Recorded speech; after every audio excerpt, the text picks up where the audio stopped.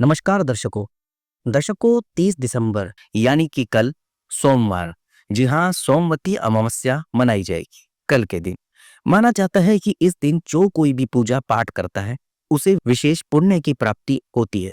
सोमवती अमावस्या के दिन भगवान शिव की पूजा और उपासना का विधान बताया गया है। कुछ लोग सोमवती अमावस्या के दिन व्रत भी रखते हैं। इस दिन सुहागिन महिलाएं अपने पति की लंबी उम्र की कामना करते हुए व्रत रखती है। इसके बाद पीपल के पेड़ में शिव जी का वास मानकर उसकी पूजा और परिक्रमा करती है। एक कहानी के अनुसार एक ब्राह्मण हुआ करते थे। ब्राह्मण की एक कन्या थी।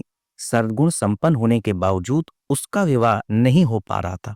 एक बार एक साधु उस ब्राह्मण के घर आया और कन्या के स्वभाव से बेहद प्रसन्न हुआ। उन्होंने कन्या को लंबी आयु का वरदान दिया। तब ब्राह्मण ने साधु से अपनी कन्या के विवाह के बारे में पूछा। साधु ने कहा कि कन्या के हाथ में विवाह रेखा तो है ही नहीं। ब्राह्मण ने साधु से पूछा, इसका क्या उपाय है? तब साधु ने कहा कि पास के गांव में एक सोना नाम की धोबिन का परिवार रहता है। अगर आपकी कन्या वहां जाकर धोबिन की सेवा करे और खुश होकर धोबिन उसे अपना सुहाग दे दे तो इससे आपकी कन्या का विवाह हो सकता है। फिर देर किस बात की थी? ब्राह्मण ने ये उपाय अपनी कन्या को बताया और कन्या ने धोबी के घर जाकर उसकी सेवा का प्रण लिया।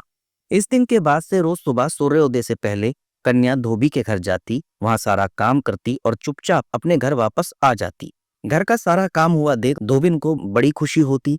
उसे लगता था कि उसकी बहू सारा काम करती है। एक दिन उसने अपनी बहू से कहा कि तुम कितनी अच्छी हो, तुम घर का सारा काम निपटा देती हो। तब उसकी बहू ने उससे कहा कि ऐसा नहीं है, मैं तो सोती रहती हूँ। तब दोनों के मन में सवाल उठा कि आखिर घर का काम कर कौन रहा है। अगले दिन ये जानने के लिए दोनों इंतजार करने लगी। तभी उन्होंने देखा कि एक कन्या आती है, घर का सारा काम करती है और चुपचाप चली जाती है। तब धोबिन ने उससे पूछा कि तुम कौन हो और ये सब कर क्यों रही हो? कन्या ने धोबिन को अपनी सारी कहानी सुनाई। इस पर धोबिन को कन्या पर दया आ गई और अगली सुबह उसने सुहाग देने की बात कही। अगला दिन सोमवती अमावस्या का दिन था। धोबिन को इस बात की जानकारी थी कि अगर उसने कन्या को अपना सुहाग दिया तो उसके पति का देहांत हो जाएगा। लेकिन फिर भी उसने अगले दिन व्रत किया, कन्या के घर गई और कन्या की मांग में सिंदूर लगा दिया। ऐसा करते ही उनके पति की मृत्यु हो गई। लौटते वक्त धोबिन ने पीपल के पेड़ की परिक्रमा की। जब वह घर लौटी तो उसने देखा कि उसका पति जिंदा है। उसने ईश्वर को धन्यवाद दिया।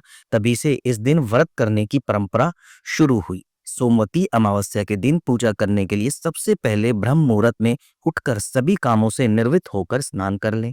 इस दिन गंगा स्नान का अधिक महत्व है, इसलिए गंगा स्नान जरूर करें। यदि आप गंगा में स्नान नहीं कर सकते तो घर में ही नहाने के पानी में थोड़ा सा गंगा जल डालकर नहा लें। इसके बाद सूर्य देव को अर्घ्य दें। इस दिन भगवान शिव और माता पार्वती की पूजा करने से विशेष कृपा होती है। अमावस्या के दिन अपनी योग्यता अनुसार दान पुण्य जरूर करें, इससे हर मनोकामना पूरी होती है। पितरों की शांति के लिए तर्पण श्राद्ध आदि कर सकते हैं।